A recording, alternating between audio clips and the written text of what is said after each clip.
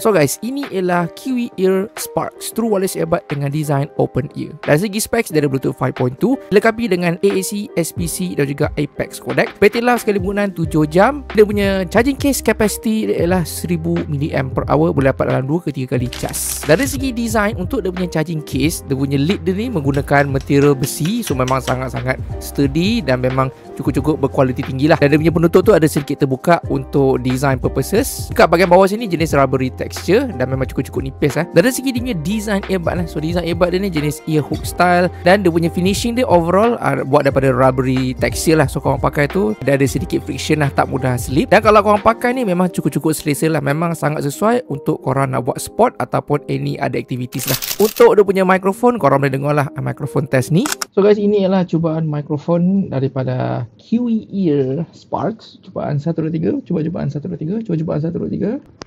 So saya tengah guna mikrofon dia. Cuba mikrofon. Cuba mikrofon. Cuba mikrofon 1, 2, 3. Dari segi dia punya signature sound lebih ke arah neutral tuning. So bass, mid, treble boleh katakan hampir sama rata. Tapi dia punya tuning ni lebih highlight dekat bahagian vocal region lah. So macam bass untuk open ear style memang korang tak dapat that sub bass, tapi still boleh bagi thumping yang just nice, tak overpowering sangat. Still okay dia punya bass, tapi dia akan lebih highlight dekat bahagian vocal lah. Vocal akan lebih forward. Tapi dekat bahagian vocal ni, dekat bahagian upper mid tu ada sedikit peak. Dia akan lebih terasa untuk vokal wanita lah. Dan dekat bahagian treble region just nice, dia boleh bagi detail yang okay, tak harsh, tak terlampau picky. Tapi apa yang saya suka ialah dia punya sound stage memang wide, memang rasa that spacious punya sounding. So untuk overall sound quality ni dia memang lebih seronok untuk korang dengar lagu pop, lagu jenis ke arah vokal ataupun lagu rock sikit kan. Memang sesuai lah. So guys, Kiwi Ear Sparks ni memang sesuai untuk buat bersukan, bukan sekadar boleh provide comfort masa korang tengah bersukan.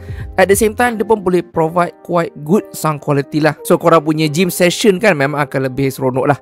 So kalau korang berkenan, boleh dapatkan sekarang.